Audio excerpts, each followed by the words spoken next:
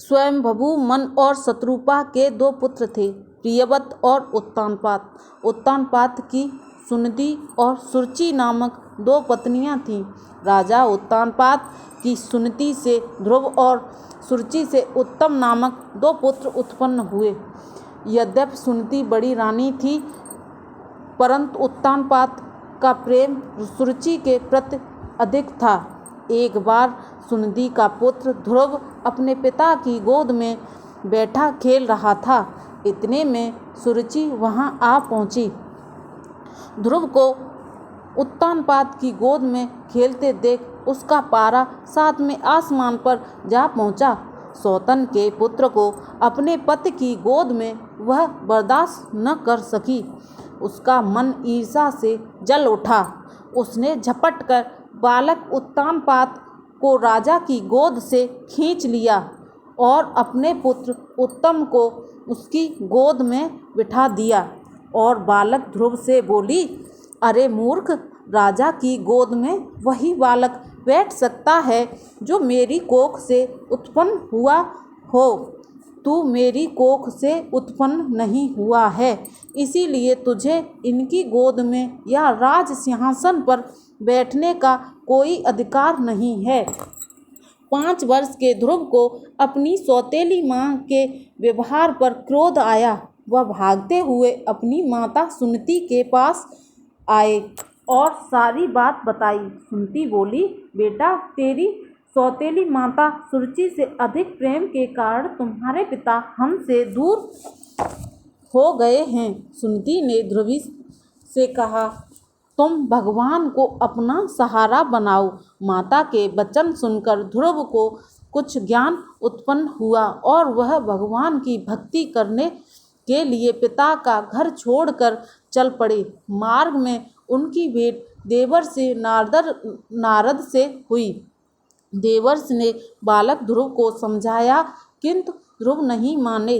नारद ने उनको दृढ़ संकल्प को देखकर ध्रुव को नारायण मंत्र की दीक्षा दी। इसके बाद देवर्षि राजा उत्तानपाद के पास गए।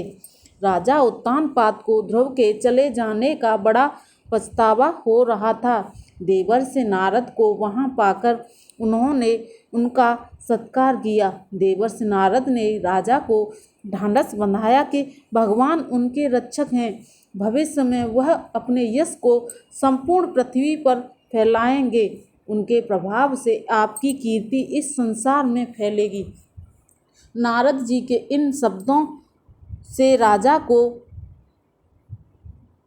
तसल्ली हुई।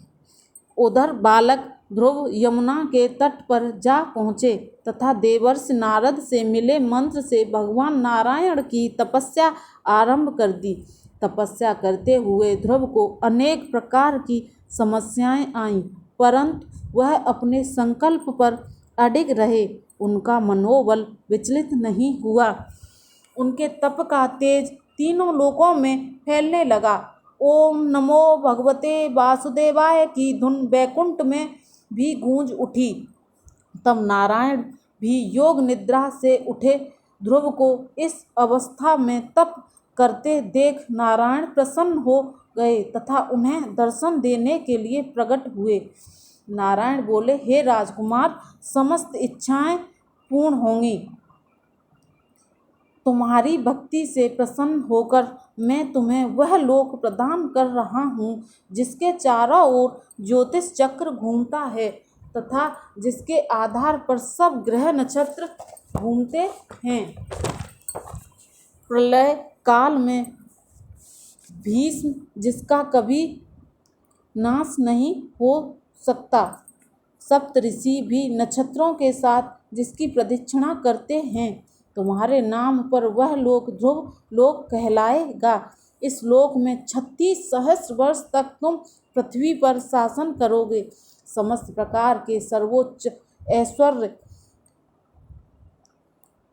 भोग कर अंत समय में तुम मेरे लोक को प्राप्त करोगे। बालक ध्रुव को ऐसे वरदान देकर नारायण अपने लोक लौट गए।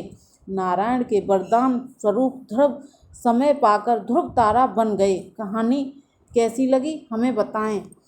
लाइक शेयर करें, आगे ज्ञान पहुँचे।